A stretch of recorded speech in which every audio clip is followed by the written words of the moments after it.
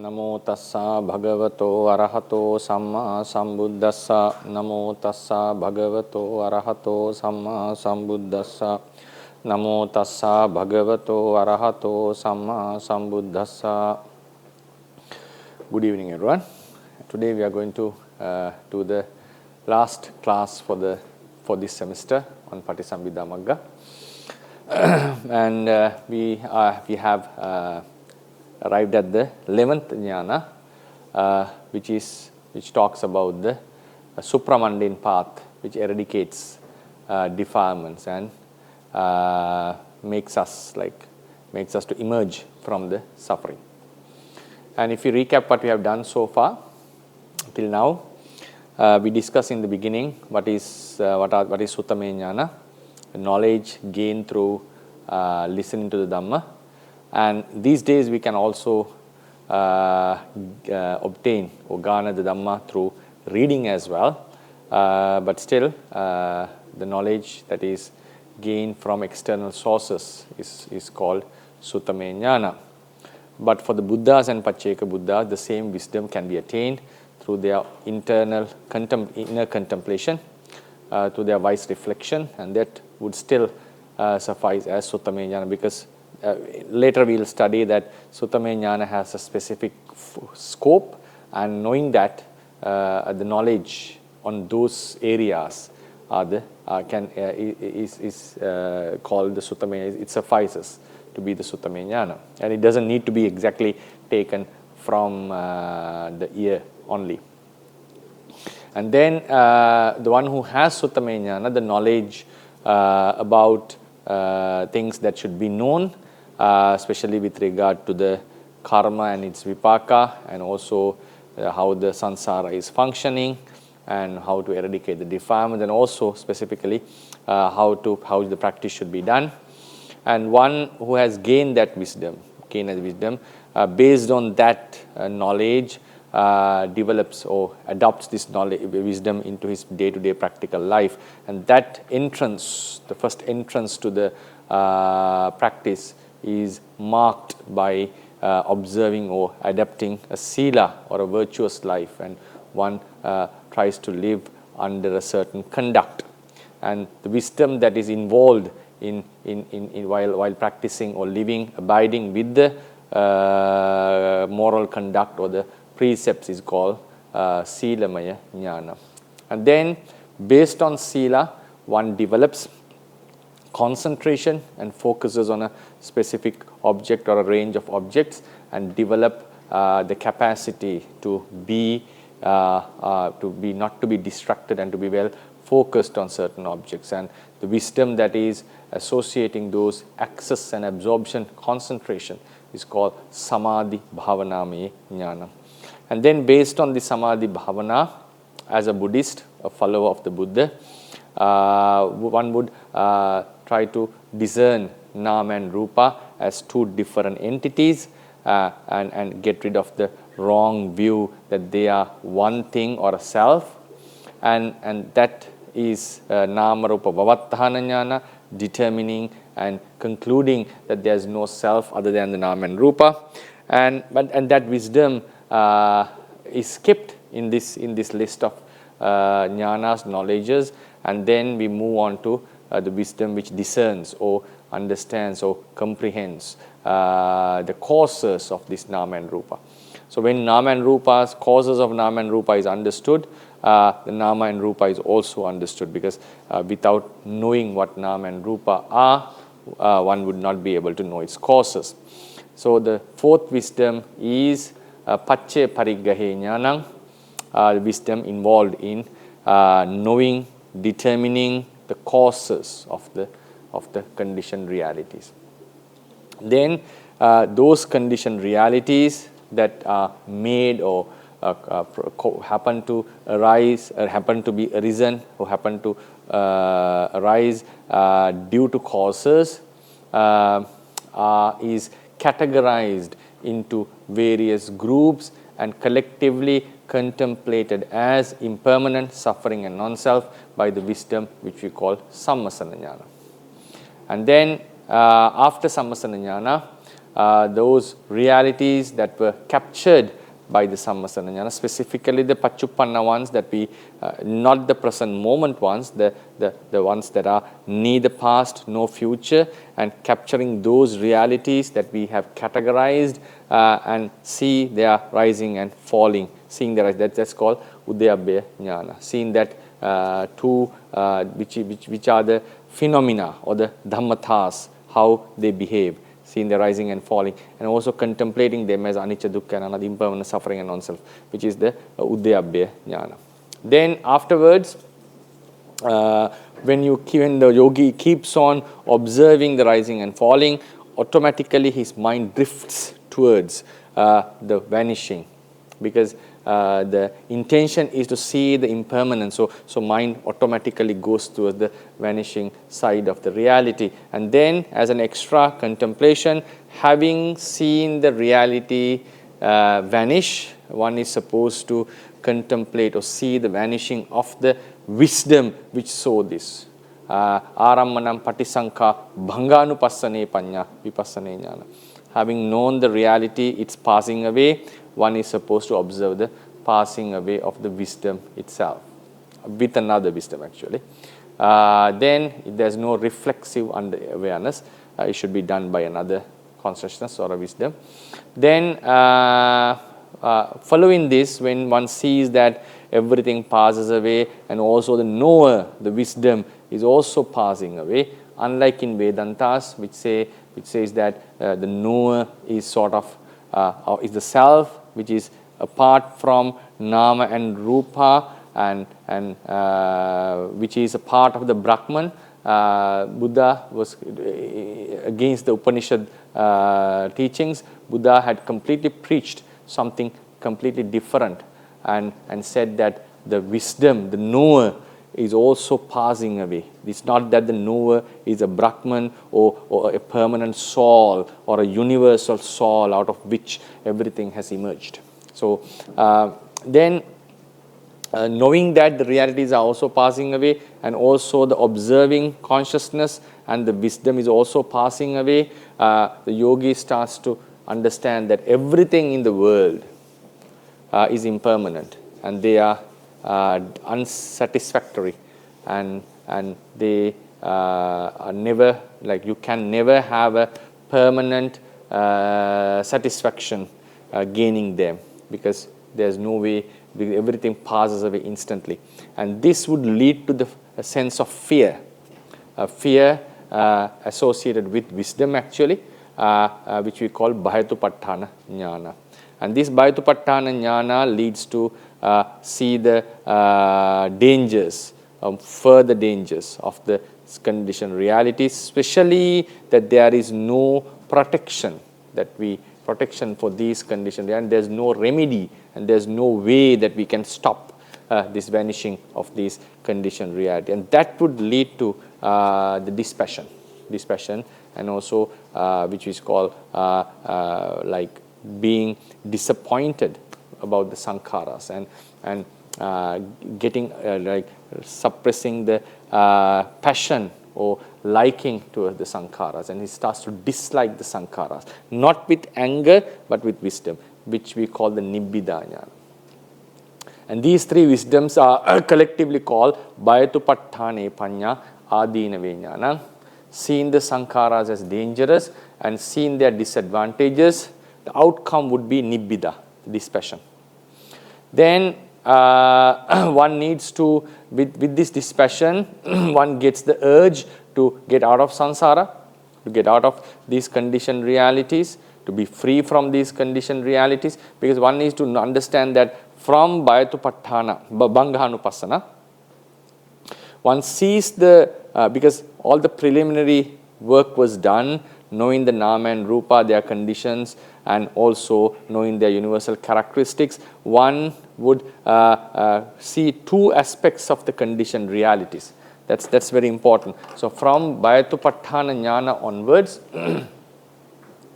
the entire existence, it can be put into two categories. That is nimitta and pavatta.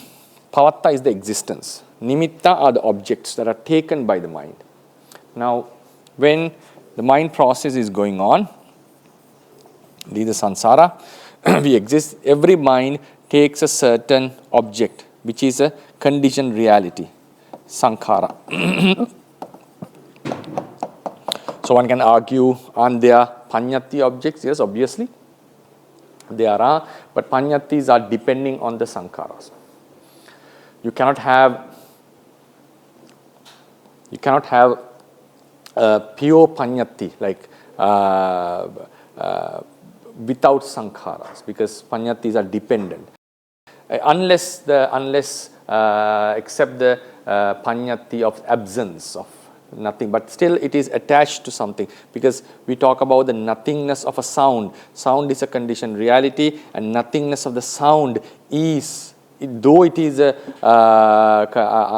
considered as a panyati, it also has some sort of a relationship with the conditioned realities. So therefore panyatis are also associating the conditioned realities. So in general we would say, and defilements are mainly on the conditioned realities. For example, take a burger, for instance. Some people like burgers, and they like burger. It's not, they are not liking the idea of burger. They like the taste of the burger, the feel that it gives. Maybe if think about a bed, for instance, the comfort it gives, the way it looks. So all these are conditioned realities, the color, the touch, and all these stuff. So idea of bed, yes, it's also attractive in one sense, but the real satisfaction or the happiness, the pleasure is derived from the conditioned realities. So therefore, defilements are lying upon or are based on these conditioned realities, not the concepts, not the concepts. So therefore, what matters in vipassana meditation is to observe the conditioned realities as impermanent, suffering, and non-self, not the concepts. And we have to overcome the concepts, because concepts would conceal these conditioned realities and make us to consider them as something else other than nama, and rather than knowing them as nama and rupa, they would be known as a self. So concept is something that we have to overcome. Conditioned realities are some things that we have to understand thoroughly. Their true natures should be understood. So now sankharas are taken as objects, and pavatta is the existence. Existence is the nama and rupa process going on. And now think about our lives. We can easily note down or understand these two aspects. Our life continues. Even though we are not paying much attention to that, the life continues while we are sleeping, or while we are doing whatever activities, or whether we are not focused on our attention is somewhere else, but still it's continuing, and it would keep on continuing even after death. Why is that? Because we have latent defilements, uneradicated, defilements that are not eradicated. So due to the defilement, so in this pavatta existence, the most fundamental of this existence, or the main cause of this existence, or the seed of existence, or otherwise you can call the root of existence, are the defilements. Defilements. And defilements are twofold. There are two categories of defilements. One which is called anusaya, which are the main component of the defilements, and the remaining defilements, the appahina kilesas, defilements that are not eradicated. So we can categorize them into two groups, and there is another layer called vasana, which is not necessarily to be eradicated by savakas or pacceka buddhas. Only a person who wants to read the omniscience would eradicate that, and that would give him the capacity to know everything as he likes or wishes. Now, so due to defilement, this pavatta continues, and it's a very important aspect of this pavatta is the khandhas, the conditioned. These are the conditioned realities, and for example, okay, this is the moment now. Then some conditioned realities would happen, rather than saying in future they are supposed to arise. Yeah, one can say they will arise in the future. So some conditioned realities are supposed to arise, because as long as the defilements are there, it's just a matter of time. It's a matter of time of dying. one would get the khandhas again. And all these, and in the past it had been there. So these are the conditioned realities. So in the Vipassana wisdom of Bhayatupatthana Jnana, one understands that the conditioned realities existed in the past, and now we are experiencing these conditioned realities, and they are going to come. These are the anupanna realities. So this entire thing is the pavatta existence. So we are not supposed to only to focus on the present moment in Vipassana. So that's why it's very vital that Vipassana is not about present moment. It's not about, it's about understanding the whole existence, understanding this whole process, and focusing. You can do Vipassana focusing on this present moment. Some would be able to gain that holistic idea, but it's actually having a complete view about the entire existence, including the possible existence of the extracelestial lives as well, including Brahmas, Devas, and so forth, because you can generalize. If Nama and Rupa is happening in this way, the same would happen even I was born. I were to born as a deity or a Brahma. So even the hells and so forth. So it's very vital that the Vipassana wisdom has to be extended into these all arenas. Now, he considers the Bhayatupatthana comes. Why the Bhayatupatthana arises? Now, consider this. Now, it's not that he is afraid that every consciousness or every reality passes away whenever he observes. The thing is, he knows, he gets to understand that if that is the case, if every reality is passing away, even I were to be born in a blissful existence, a so-called blissful existence, or in a very long life with a long lifespan or longevity, but still, even on those existence, the vanishing of nama rupas is inevitable. You cannot avoid it, and eventually we would die and lose those status and get deprived of those pleasures. So it's impossible. It's no possibility, no way of stopping it. So that's how the fear. It's not a fear of anger. It's not an unwholesome fear. Knowing that these are not to be grasped or not to be admired. This is not a path to be walked upon. It's not that I am supposed to gain, to be born as a deity or to born as a Brahma, to be born as a king. That's not the process, because that is a path leading towards all this suffering. The entire existence is full of suffering. The reason for this suffering is the vanishing of the reality, instant vanishing of the realities. They don't last for a long time. So with the Bhayatupatthana, after Banghanupassana, when you enter the Bhayatupatthana Jnana, one understands this entire process, pavatta, as full of suffering. And also, these sankharas that are cognized by the mind are also rising and falling. And he knows all the sankhara, the conditioned realities, they instantly vanish, they rise and fall. The pavatta, due to this impermanent characteristic of impermanent, nature of impermanence, this existence is full of suffering. And both the external and the internal, this is the internal aspect, our life and the objects that we are taking. Maybe our house or beloved ones, or the taste that we experience while we are eating, or the touches that we gain, the music that we are listening, whatever objects that we encounter, that we are associating, or that we are enjoying, or that we cognize or know, whatever word we use. So they all are impermanent realities. They are not permanent.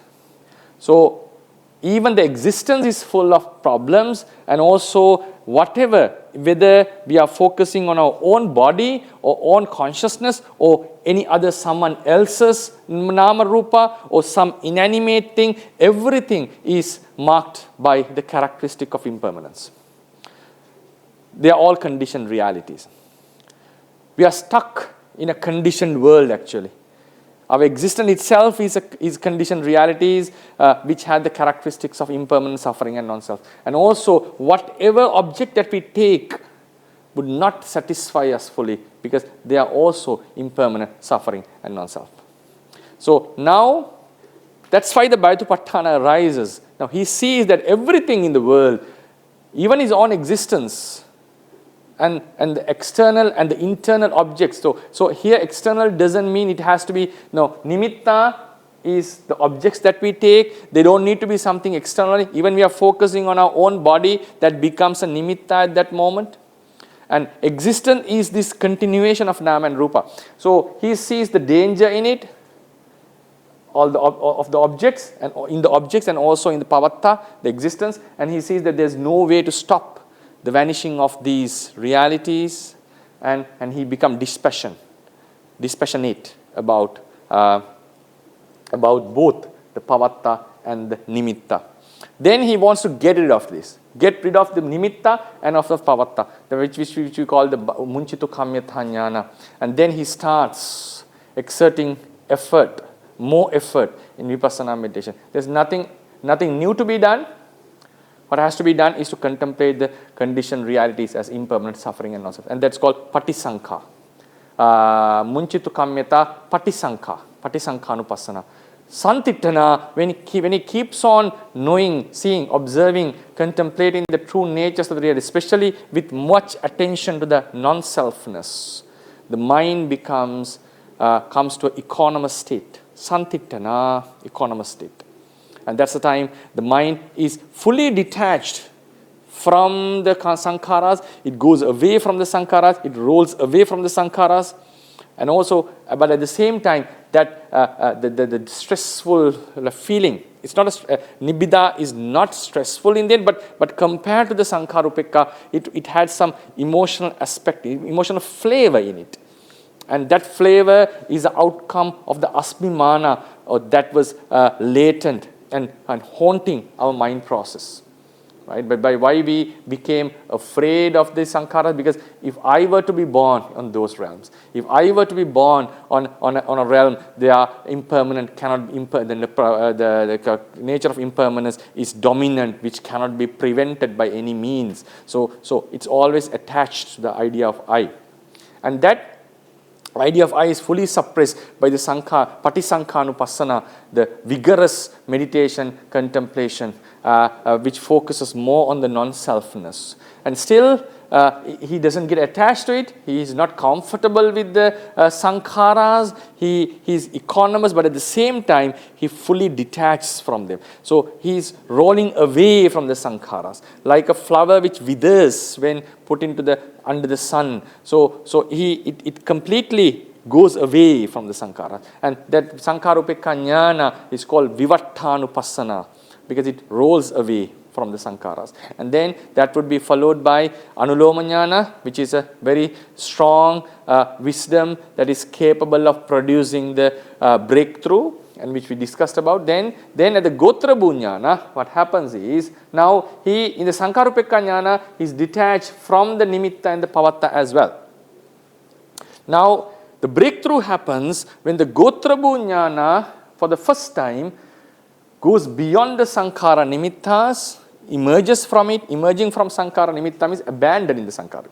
It abandons the sankhara nimitta and takes a new object which is in a different arena, or rather than saying a realm, different arena or different scope, or it's completely beyond the sankharas.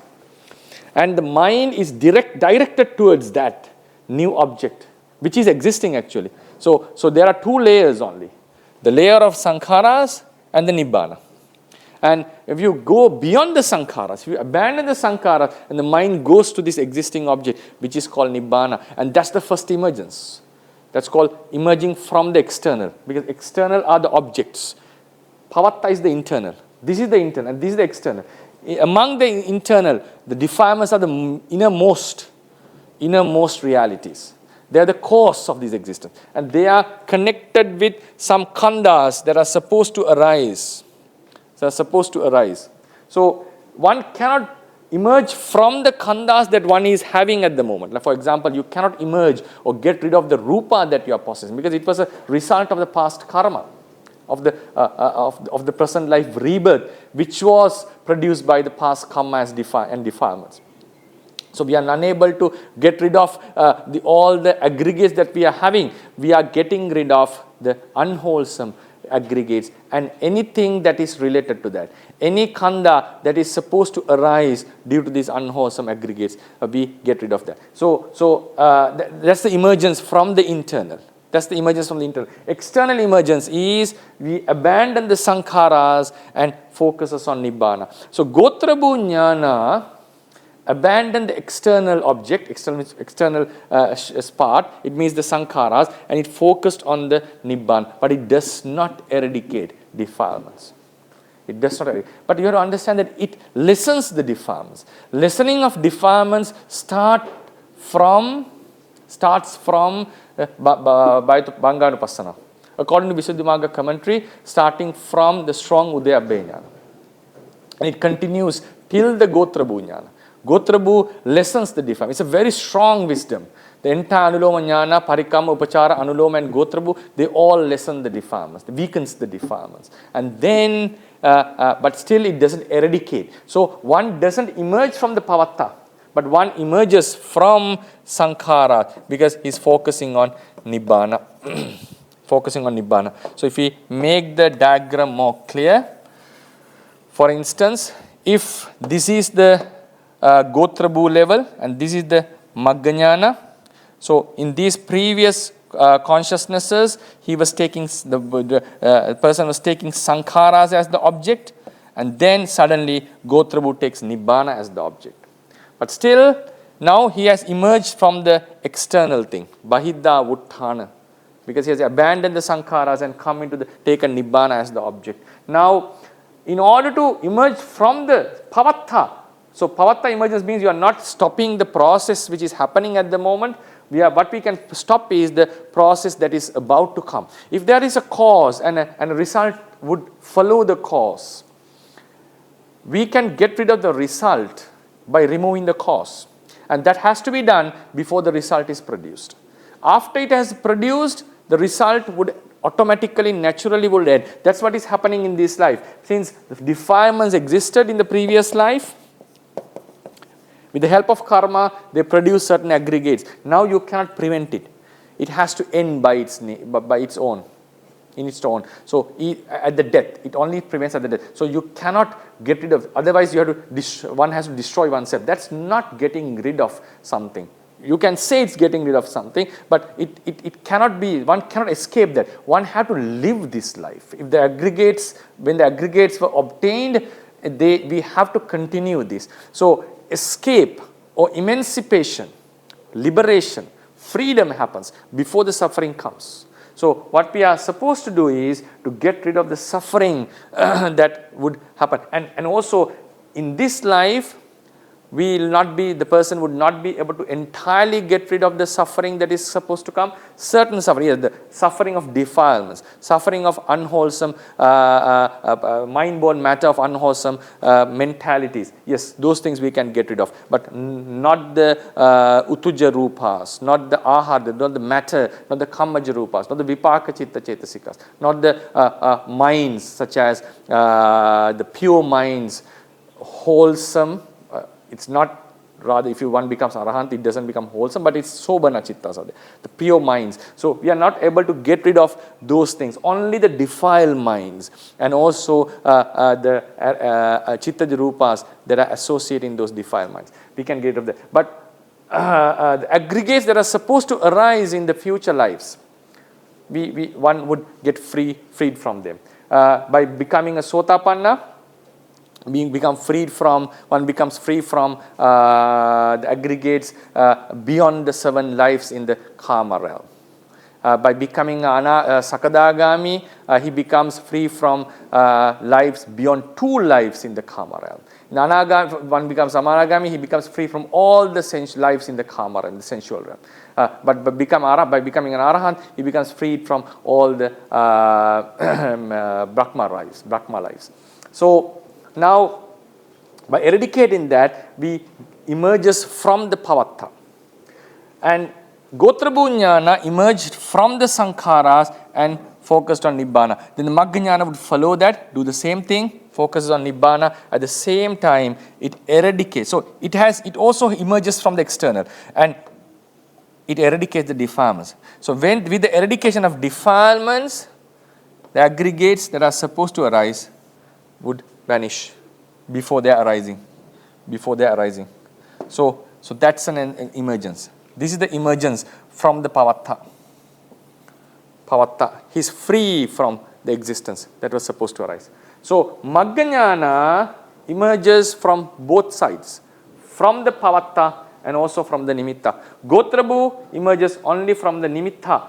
It abandons the sankhara and focuses on nibbana, but it is unable to cut the defilements, which is the cause of the pavatta. So yogi doesn't emerge from the pavatta with the gotrabhu wisdom. So that's what is said. Magga Jnana, Dubbato Vuttana is a dual emergence.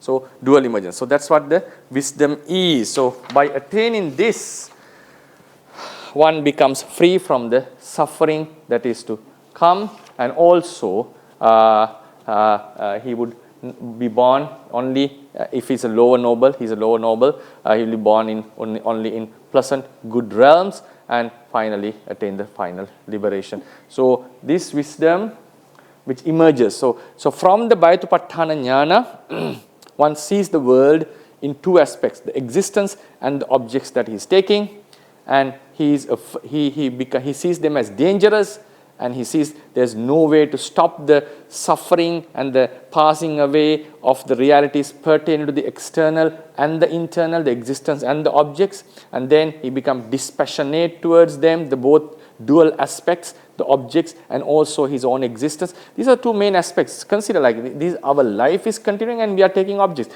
Whatever experience we are having, even about our children, even about our career, whatever achievement that we have done, they are all gained through this consciousness.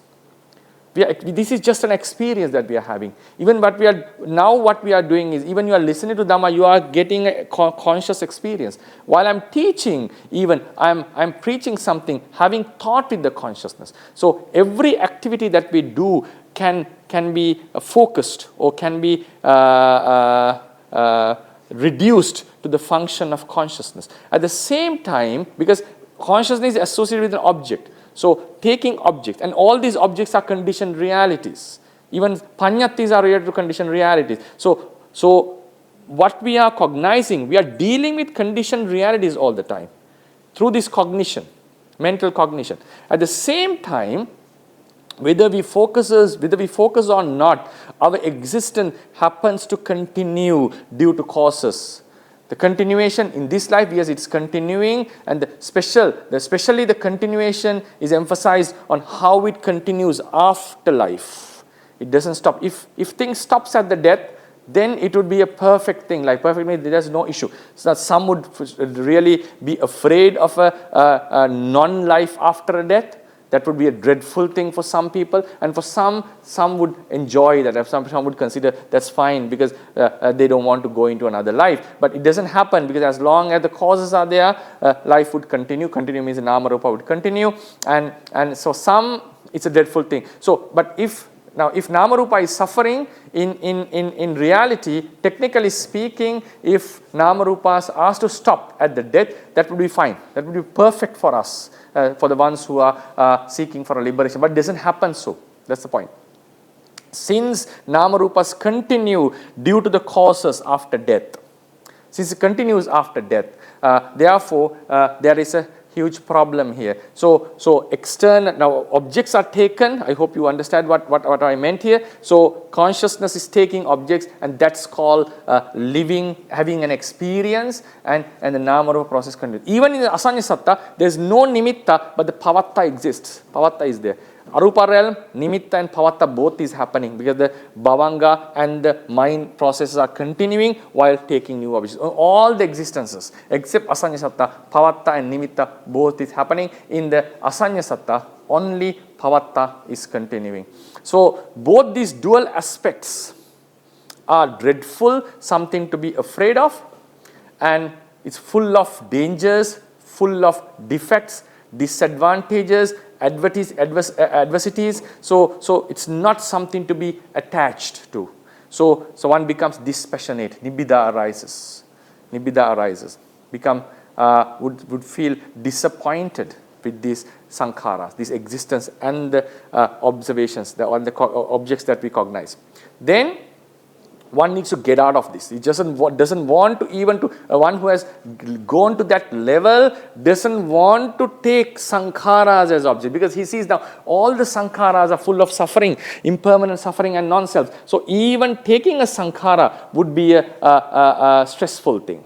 And then this continuation of sankharas in the existence is also something stressful and not something pleasant. So he wants to get rid of this sankhara world as an sankharas which are objects, and also the sankharas which are part of one's life. External sankharas, you cannot continue to destroy them. So you want the mind to be apart from these sankharas. And internal existence, we want to stop it. That's the point. And that urge, 𝐵𝐴 𝐼𝐴, due to that urge, one starts meditating vigorously. That's called Patisankhanupassana.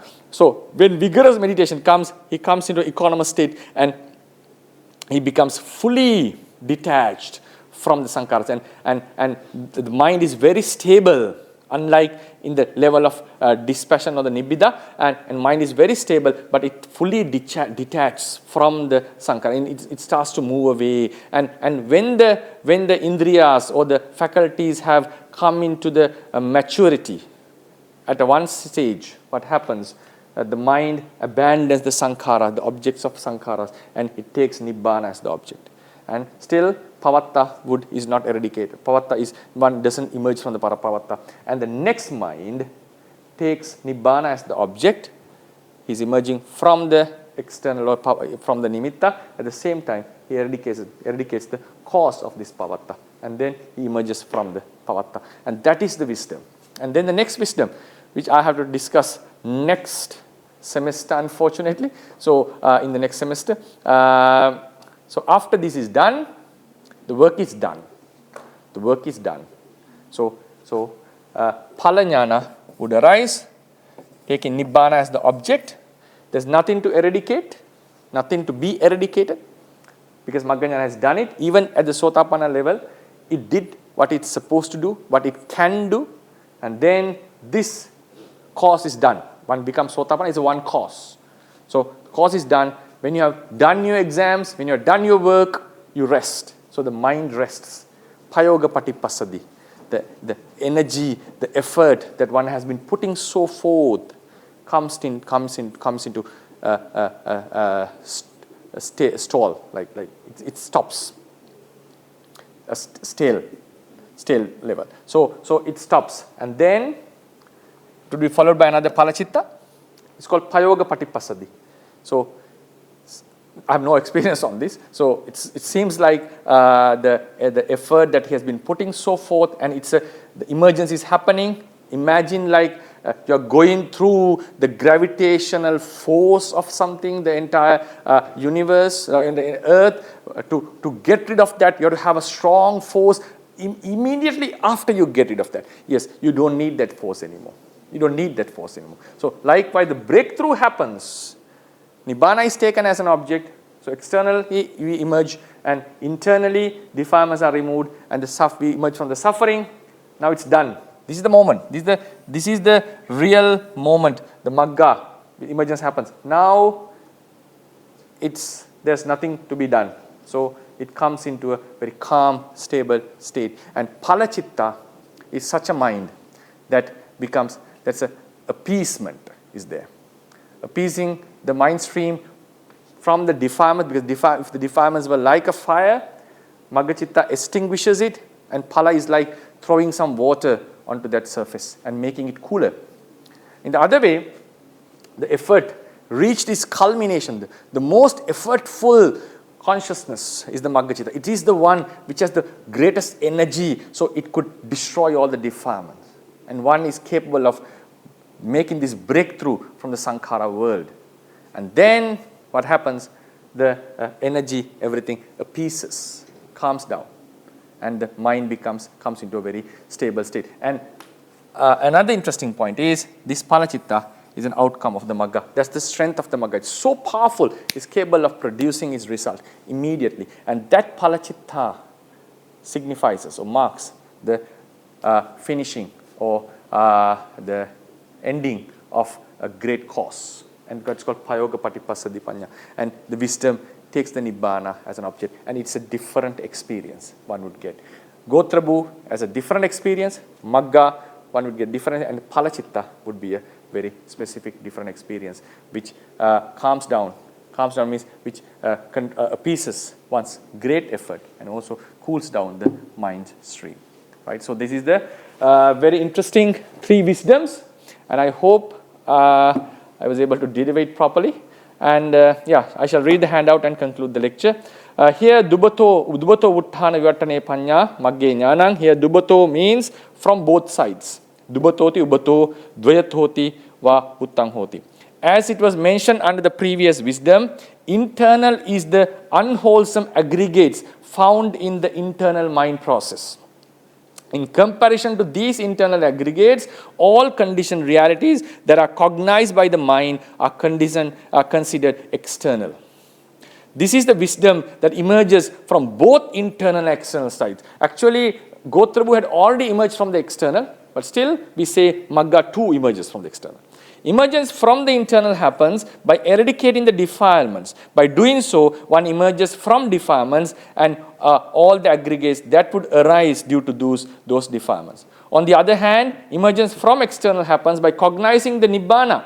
By doing so, the yogi emerges from conditioned realities. When yogi emerges from internal and external, he or she turns away from the internal and external.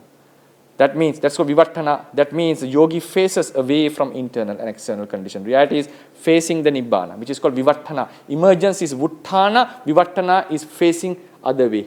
It's going through it. It's going beyond the Sankhara world. Going beyond the Sankhara world. So that's why it's called Lokuttara. You are emerging from the world. What is this world? Conditioned world. Conditioned is twofold. The objects that we are taking and also our existence. So Lokuttara means coming out of this conditioned world. So now that's how the Lokuttara word it makes sense. Because the world is our own existence and also the realities that we cognize. So from those realities, we emerge by focusing on Nibbana, and from the world, internal world, we emerge by removing the causes that would reproduce the internal world after death. So that's called going beyond the world, Lokuttara. Right? So the wisdom involved in this dual emergence is called Dubato Vuttana Vivattane Panya. It has been stated in Visuddhi Magga that the Magga Jnana, supramundane path wisdom, emerges from conditioned realities which have signs by cognizing the signless Nibbana, the unconditioned reality, and emerges from the existence by eradicating the cause of suffering, that is to say defilements. Therefore, Magga Jnanas are called Dubato Vuttana. Therefore, the wisdom involved in this dual emergence is the Magga Jnana. Dubato Vuttana Vivattane Panya, Magga Jnana. That wisdom involved in this dual emergence is the Magga Jnana. Path wisdom is called Magga Jnanang as follows. The noble path is called Magga for 3 reasons. Since it looks at Nibbana, Nibbanang Maggati Pekkatiti Maggo. Since it is searched by the ones who are in need of Nibbana, Nibbana Tikehi Maggiyati Anvesiyatiti Maggo. And since it exists, destroying the defilements. Kilese Maranto Gachatiti Pavattatiti Maggo. The wisdom that arises in that Magga is called Magga. It means it is associated in the Eightfold Noble Path, in that path. So that's called Magga Jnana. This is the wisdom that we are searching, and we are desperate to attain one day and to get rid of the Sankhara. So even if someone has not developed the wisdom to this vipassana levels, one should always consider this wisdom. That's why this wisdom is so nice, the learnedness. You have to consider sometimes. the existence of Nam and Rupa, the Pavatta, and all the conditioned realities that we cognize.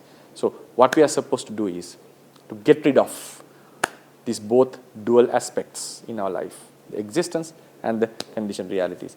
So, this wisdom is vital, and that is done by the Magga Jnana, followed by the Gotrabhu Jnana. So I conclude the lecture. I hope you enjoyed it, and also the sessions that we did throughout the whole semester. And sometimes I was unable to continue properly, but we did somewhat a few lessons, as maybe around 10 lessons throughout the process, or maybe 8 something. So hopefully next semester we'll be able to continue all the weeks. And yeah, see you next week and next semester. And I open the forum for the Q&A session. May I have your permission, sir? Yes, sure. You stated that your explanation sounds right. I should tell you that you should not make such a statement because it is perfect as far as what I know and what I have learned in the past from other teachers and from reading books written by some of the monks who have practiced meditation. So I must tell you that you did an excellent job at the beginning itself. My comments are actually based on today you started summarizing from Magga Jnana itself and went all the way until the Magga Jnana and even touched on Phala Jnana. So that's a very clear and a very simplified and easy to understand kind of explanation which you did. What I want to tell you was there was something very interesting you brought out, which I hadn't heard before. So that was actually dividing it into this nimitta and pavatta, and especially by calling it external and internal. And also, Gotrabhu Jnana begins the process and Magga Jnana completes it. And in the Phala Jnana, you really experience the result, and that's the joy. That is perfect. But if you really look at, you have to give me a little permission to use from the Mahasi method. Unfortunately, Mahasi method is incorrectly interpreted as concentrating on the present moment. There was no such thing, I can tell you confidently, because I have been practicing that from 1969. That is the first time I was exposed to it, and I was exposed to some of the excellent teachers who are not living any longer. According to them, there was no emphasis on the present moment. But what was being told was actually this process of nimitta and pavatta, that was not explained in that manner, but we were told to keep the demeritorious or the akusala chitta away from the stream, from the stream of the mental stream. So to do that, we need to first recognize when the mental process changes into akusala. So this is really, if you look at it from Abhidharma point of view, which was not taught to us at that time. I learned it from you really. And later I got it confirmed from the last teacher I had, that was Venerable 𝐏𝐚ṭ𝐢𝐬𝐴, who passed away last year. And he said actually it begins with vitakka. After the object is taken, then the vedana, sanya, passa, all that comes in.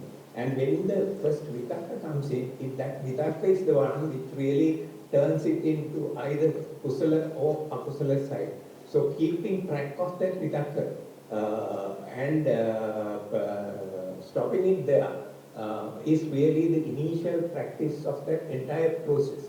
So in doing that, what is being taught by Venerable Mahasi, and he has written that in his books also, to keep track of the mind moments. So that as long as, I mean, there will always be a time gap. If you get it from a Abhidharma point of view, Paramartha point of view, always there will be a time gap. You cannot contemplate on the immediately previous mind moment, but you will be contemplating not in those terms, maybe few chitta vītis or mind streets away. from there, but it doesn't really matter. You begin like that, and you gradually reduce that gap. And that is what was, that was the way we were to use Yoniso Manasikara and develop Sati. So that was the teaching. And when you do that, what you are really doing is, like you very correctly said today, the defilements being involved in creating future mental formations or sangha, that is gradually reduced from the demeritorious or unwholesome side, and you only let either the wholesome or the neutral ones to develop. So that is the initial training. And once you come to the Vipassana Jnana state, so then it's a process which takes place automatically within that person's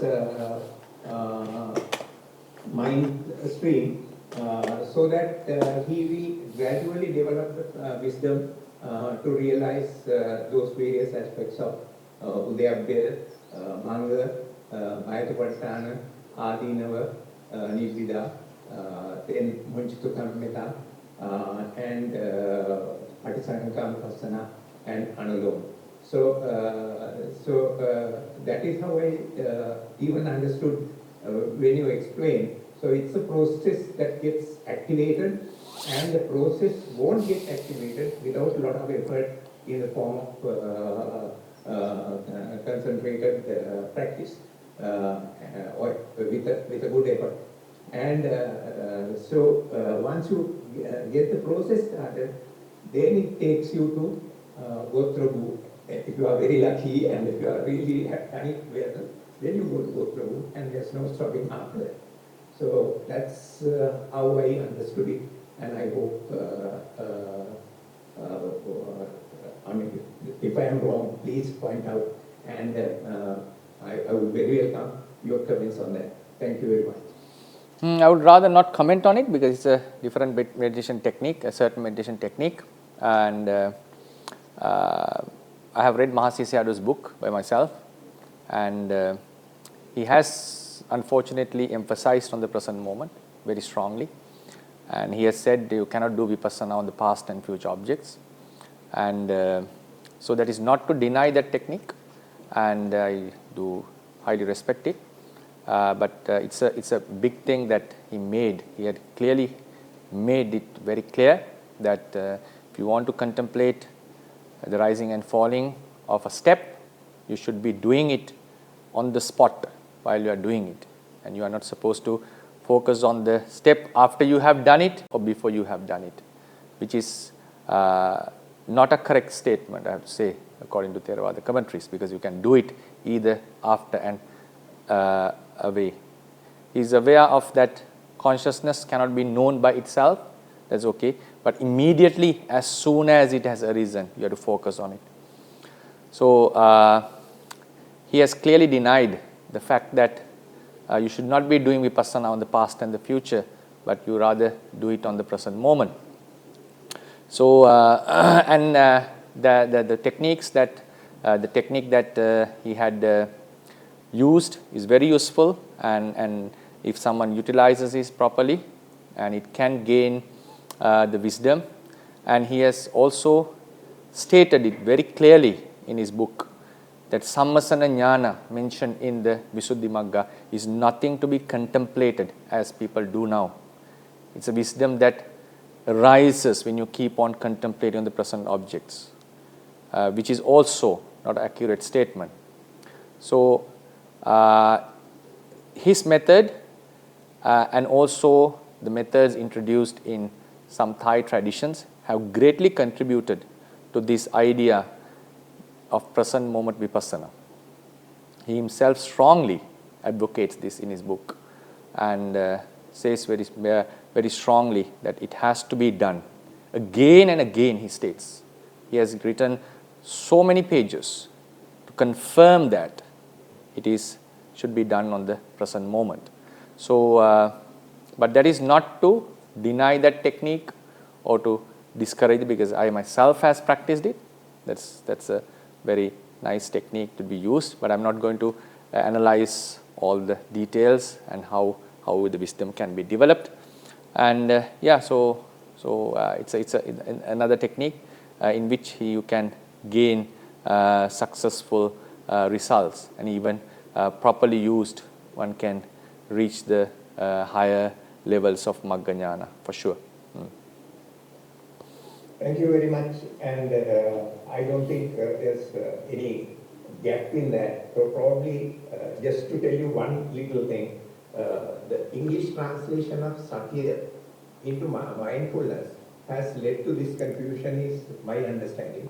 Because when you say mindfulness, it has been interpreted as keeping your mind at the present moment. But in Sinhala text, or I cannot read beyond Pali text. Pali also I don't understand fully. Original text by Mahasi is in Burmese.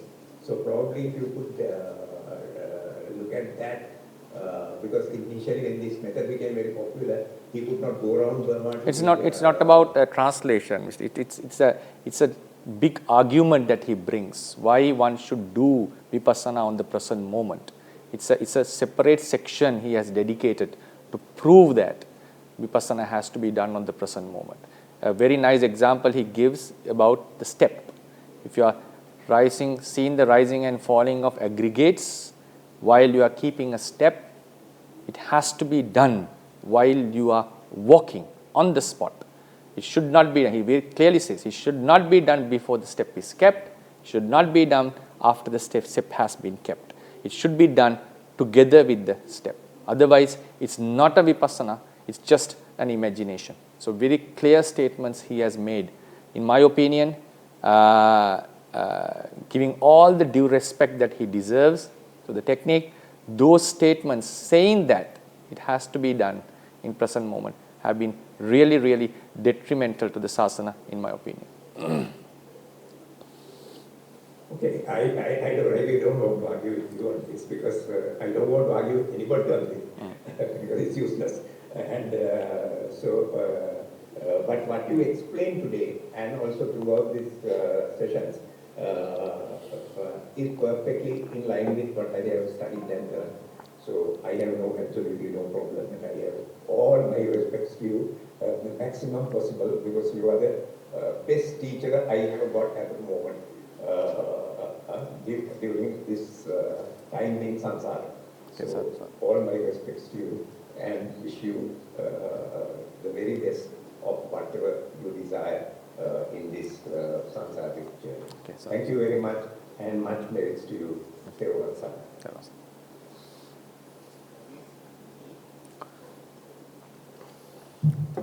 My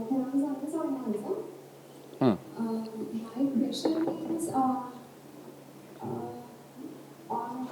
so if someone has even come across vipassana upakinesas, can they still have some kind of phobias, like for example huge fear for blood and nerves or something like this? Like the fear is so much that they can't sleep for days and they lose the patibhavanimitta as well from samatha meditation. Possible. Can that happen?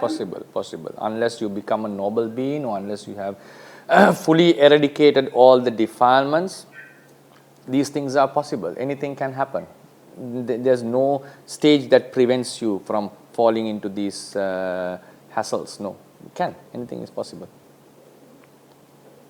And if you want to get rid of this, you have to do the Nama Paricheda again and again. It's like this. One can process and get into these upakilesas and go forth, but still when we analyze, some people's Namarupa Paricheda was not strong enough, Paccaya Parigraha has not been strong enough, Udayavya Jnana has to be developed further. So we normally recommend to repeatedly do these things again and again. Like you just go back to the Namarupa Paricheda, contemplate Paticcasamuppada, and continue this process again and again, back and forth. So it depends on it's a personal thing, in my opinion. if I'm to give advice to a certain yogi, because then I know how, because I don't have the capacity to see others' minds, so it has to be gained through discussions, and then we can finally understand whether what sort of wisdoms have to be strengthened in such cases.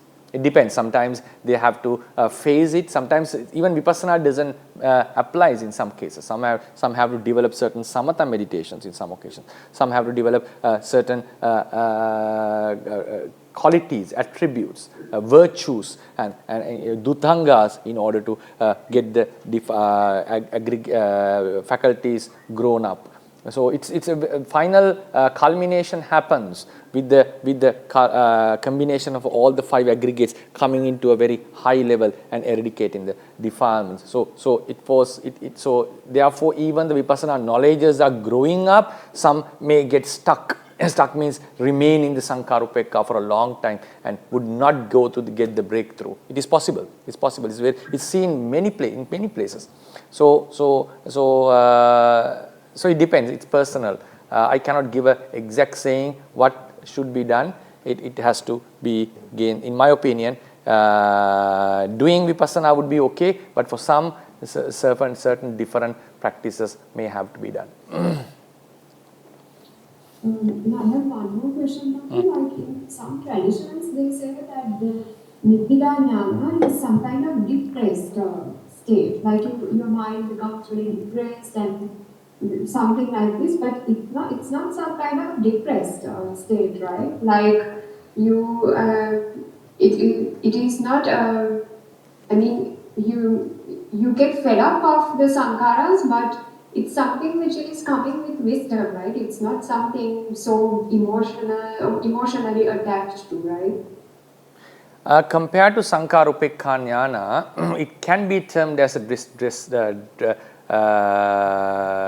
stressful state, but in reality it's not a stressful state. It's wisdom acting, and but even among wisdoms we can say, because compared to 4th jhana, 1st jhana is not a calm state compared to the 4th jhana. Still we can compare them, but compared to the normal person, 1st jhana is something very like peaceful. And so therefore we can have a comparison on it, and as some teachers have stated that it's also mentioned in Rirukane Mahathera's book while he's explaining the Mahasi method, that sometimes you can get the stressful feelings. I think it's possible. It's possible because till one has reached the anagami level and arahanthood, even at vipassana jnana, you can get attached to vipassana jnana. And with the understanding that you have with vipassana jnana, it can lead astray, and one can get unwholesome thoughts possible. So it's not that everyone would feel distressed at the nibbida jnana. No, that would not happen. That's not compulsory. But for some, if they are unable to manage their wisdom and the wisdom has not come into maturity, yes, it keeps on thinking or contemplating the stressful nature of the sankharas, sometimes the depression may come. Not the depression in the sense of a sickness that needs medication, but one would feel like, yeah, may feel like distress. So it's mentioned in Mahasi Sayadaw's book that sometimes some yogis, when they keep on seeing this stressful state, they give up the meditation, and automatically this would start, still the vipassana would be happening, because he had the habit of keep on contemplating, which is actually practically happens if you have practiced certain meditation subjects such as samatha as well. Your mind tends to do it automatically. Automatically means it tends to work in that way, and it happens in the vipassana as well. So in some levels, the yogi, if he feels like if he gets fed up with the sankharas, he may even stop meditating because of that stress that he gains. The mind is not having a pleasant experience, but still the vipassana would continue. So it's possible, and also if his wise attention is not paid at, he may still get the stressful feeling, and mind may fall into the dosa as well. Possible. Thank you so much for the next week. May you live a long and healthy life. So. So in the lecture you mentioned when a person in the 𝐏𝐚ṭ𝐢𝐬𝐚 object become Nibbana. So I read in a 𝐏𝐚𝐿 book if someone become 𝐏𝐚ṭ𝐢𝐬𝐚, that person definitely going to the Phalanyana. Is that the reason, Bhante? No, when one reaches the Sikkhapatta Sankharupekkha, he is certain to attain Maggaphala, unless you are a Bodhisattva or someone who has, book says about a Bodhisattva who is destined to be like, who is walking on the path of Bodhisattvahood, because he usually gets into these status in many lives, past lives, and he still stops there. But unless others when they reach the Sikkhapatta Sankharupekkha jnana, normally they go into the Magga. Nothing to say about the Anuloma jnana. So the process is continuing. It's not because one is supposed to go into Phalanyana, he is getting 𝐏𝑚. Actually, what we have to say is that emergence happens in two stages. Like he is fed up with the sankharas, pavatta and nimitta, is contemplating and seeing the true natures of this pavatta and nimitta, and the emergence happens. First he gets rid of the nimitta and takes nibbana as the object, and then the next stage would be emergence from the pavatta as well by eradicating defilements. So it happens in two stages. So 𝐏𝑚 taking nibbana is a vital thing, because when we go on to completely release ourselves from the sankhara world, it cannot be done only directly by removing the causes of existence. It has to be done by removing the objects and getting nibbana as object, and then removing the causes. So nibbana, 𝐏𝑚 having magga as phala as nibbana as the object, there's nothing much to do with the phala-citta. So it's part of the process. Like when you walk onto a building, you have to keep first step, second step, and then you enter into the building. So likewise, 𝐏𝑚 is the first step that you are taking, initiating to get rid of the sankhara world. Thank you very much, Bhante. Much merit for you. Okay, it's up now. It's time to conclude the lectures for this semester, and I hope everyone enjoyed the lectures. And next semester, hopefully, we'll be able to continue from the place where we stopped, especially the Phalanyana, Payoga Patipassadhi Panya, Phalenyana, Payoga Patipassadhi Jnana. So, hope you all the best, and may all these merits helps us to attain the final liberation, and also for the longevity of the Buddha Sasana. Buddha Sasanam Chirantittatu, Buddha Sasanam Chirantittatu, Buddha Sasanam Chirantittatu, sadhu sadhu sadhu.